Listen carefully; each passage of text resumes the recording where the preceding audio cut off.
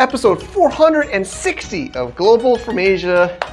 It got me in Bangkok sharing about, do we need decentralization in e-commerce? Let's tune in, keeping it real. Welcome to the Global from Asia podcast, where the daunting process of running an international business is broken down into straight up actionable advice. And now, your host, Michael Michelini. Thank you so much for watching, or probably listening to, but I'm still here in my studio with lights on me and tripods and backgrounds. I prefer audio, maybe you can tell, but this show is done in video form. I was down in Bangkok. It was my birthday. Maybe if you're on our newsletter, you got some insights about that.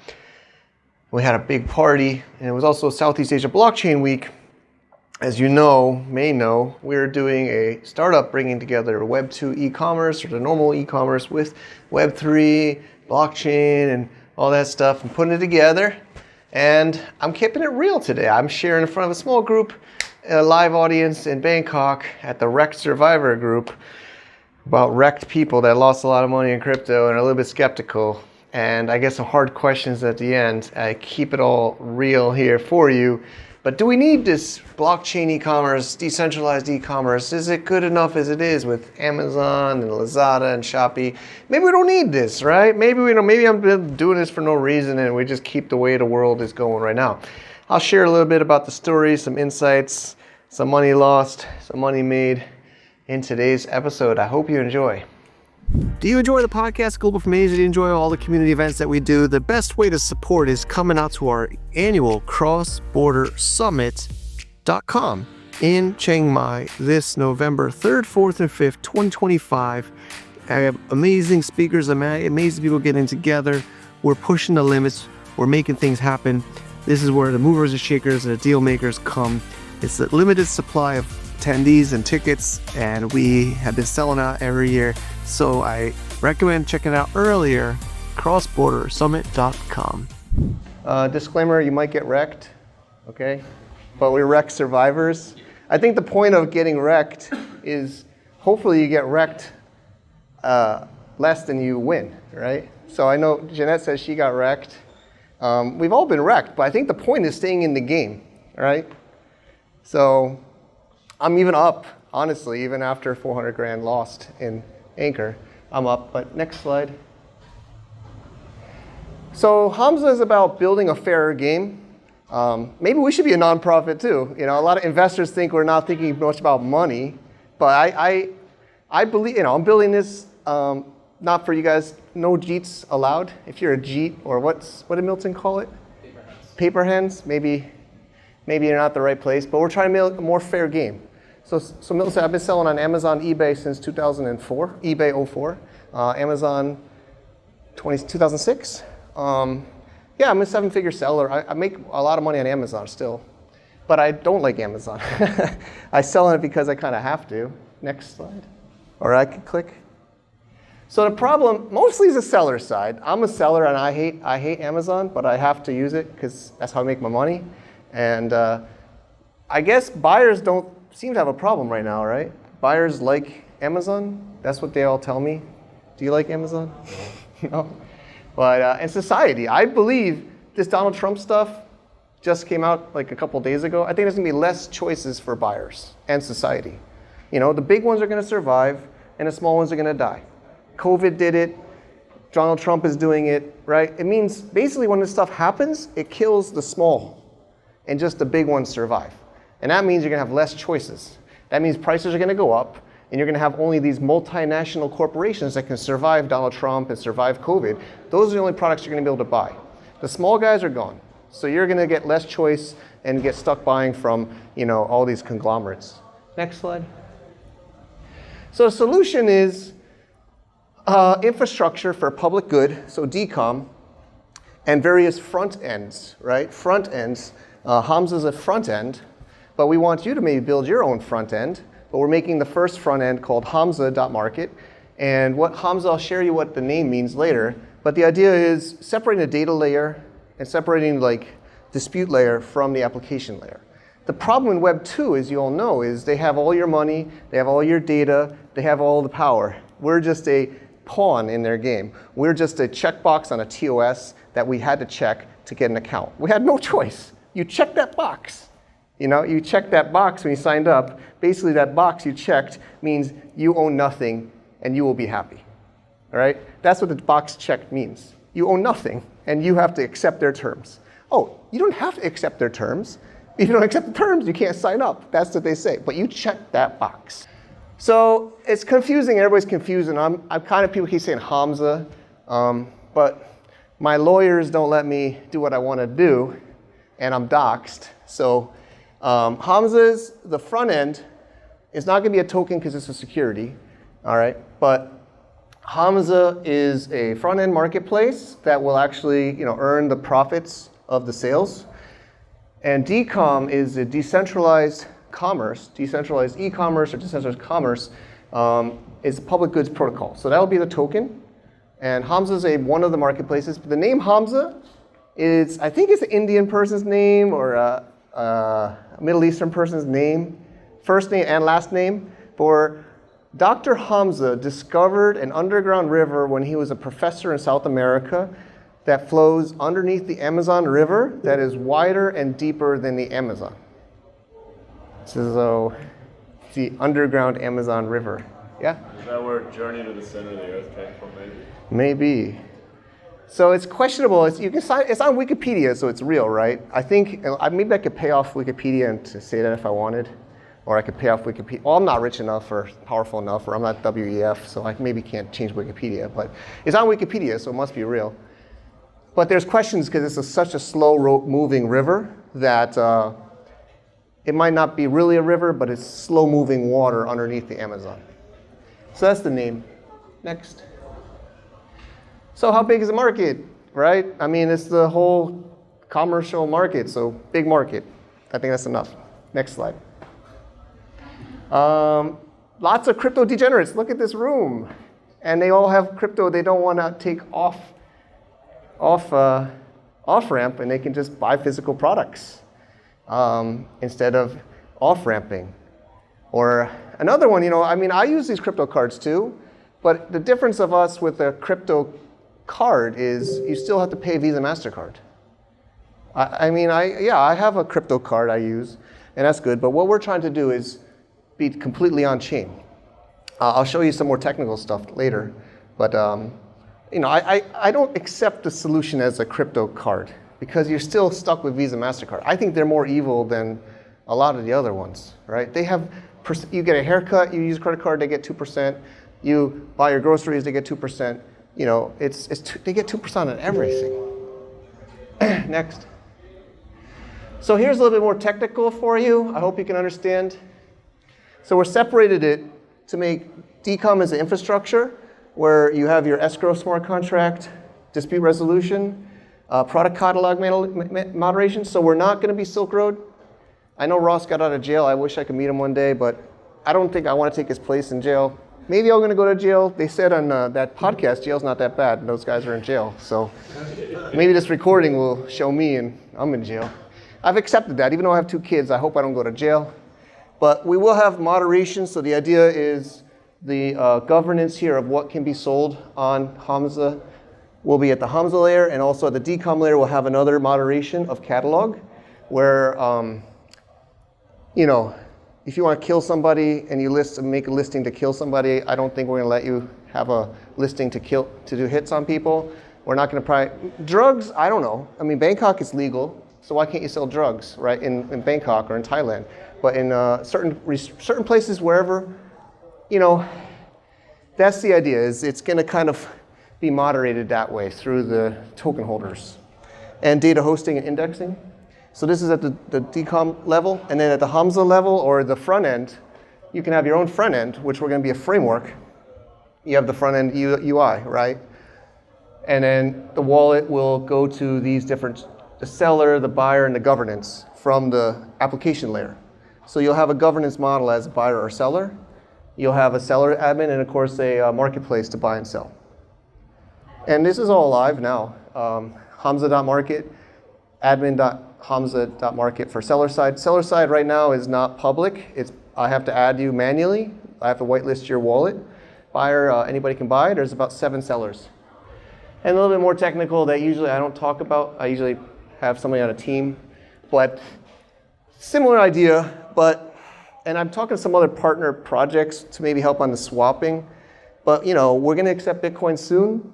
Right now we're Ethereum, USDT, USDC. And right now the seller is forced to accept any of those 3.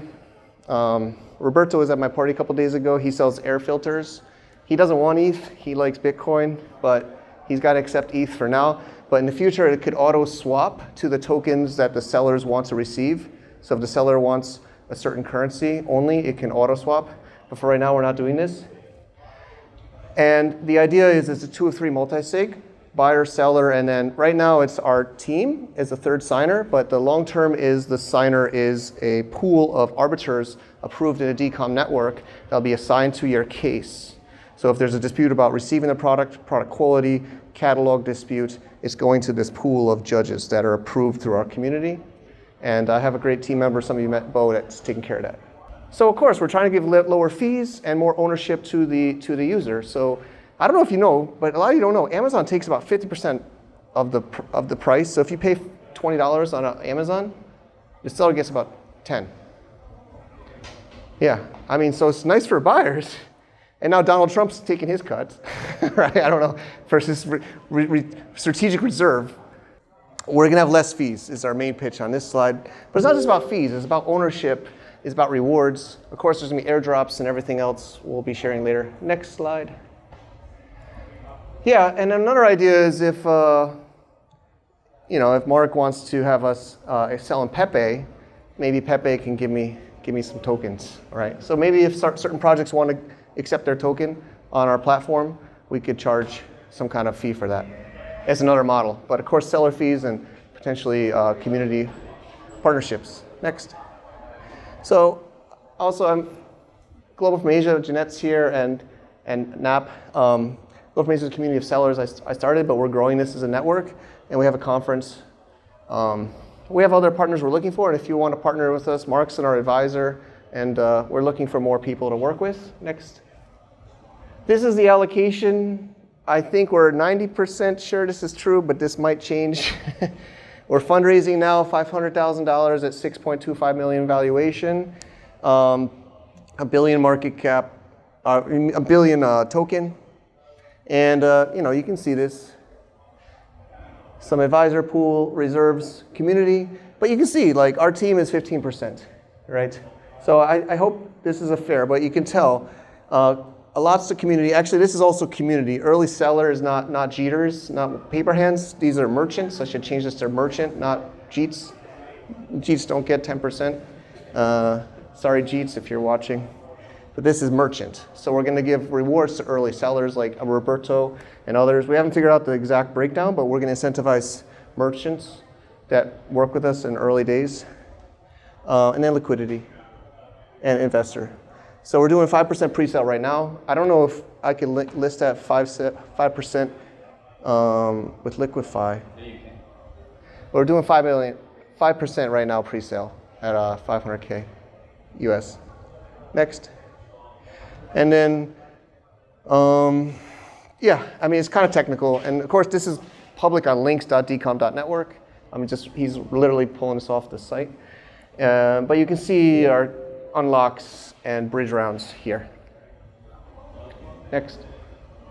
But yeah, we're all about DAOs. We're all about community owned. Anybody heard of HATS protocol? HATS protocol.xyz. So Bo is a great team member. I think maybe Anastasia knows him, but he's helping a lot with the HATS integration. So the idea is it's not just one big DAO that does everything. But basically, we're really trying to make this truly decentralized. I know people have bad experience with DAOs, but we're not doing it like one big DAO and every proposal has to be submitted to this big DAO and everything is voted on. We're going to have these sub-DAOs and really try to break it down so that people can work on specific parts of the organization. So that's like dev guilds and policy guilds. And I'm not as experienced on this part, but we're trying to basically break it down so that people have votes and power on more specific parts of the process. Next. Roadmap, kind of hard to read, and I hope I'm not boring you too much to death, but basically we have a working product, bootstrapped, and we're raising $500,000 right now to try to kind of do more marketing, and maybe Anastasia maybe can help us with marketing, maybe, talking to her. And I think we're kind of at phase, and David. Where's David? Okay. But, we need a lot of money for marketing, I think, right? Marketplaces. But we have a great dev team, mostly in Chiang Mai, Thailand, where I am. And it's kind of hard to read. I don't want to bore you, so you can read this yourself. But the idea is we're trying to be a truly open protocol, so people can build their own marketplaces. I'm not trying to make another Amazon.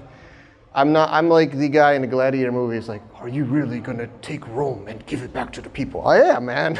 Maybe you don't believe me, but I've been wrecked enough. I don't mind. Or actually, birds are fake. Birds are fake. John is our CTO, core dev, Polish American in Chiang Mai. That's me. Ecom guy, 20 years. Andres, our legal dude. And Alex, maybe saw him at the party on Wednesday. He's in Bangkok. He's kind of our communications and business guy. Next. I think that's it. But that's it. I don't have a QR. I should put a QR on here. But I'm in the group, and I'll be around. So I hope this is inspiring. And thank you. Do you enjoy the podcast, Global from Asia? Do you enjoy all the community events that we do? The best way to support is coming out to our annual Cross-Border Summit.com in Chiang Mai this November 3rd, 4th, and 5th, 2025. I have amazing speakers, amazing people getting together. We're pushing the limits. We're making things happen. This is where the movers and shakers and the deal makers come. It's a limited supply of attendees and tickets, and we have been selling out every year. So I recommend checking it out earlier, crossbordersummit.com. All right, that was me in Bangkok. I try to keep it real, maybe too real. I'm sometimes nervous what I put on. Maybe one day it's going to bite me in the behind, but maybe I'll be dead. Maybe I'm dead, I think stoicism, maybe I think about it too much, but we got to live each day like it's our last, We've got to push our limits, push ourselves, make things happen. And that's what I'm doing with Hamza and DCOM and, this tariff stuff, the art of the deal, Donald Trump style tariffs. I'll probably talk about that soon, talking to some people. I know it's a hot topic. I think that's even why you need these things. You need decentralization even more, because one person can change the world, all right? And good ways and bad ways.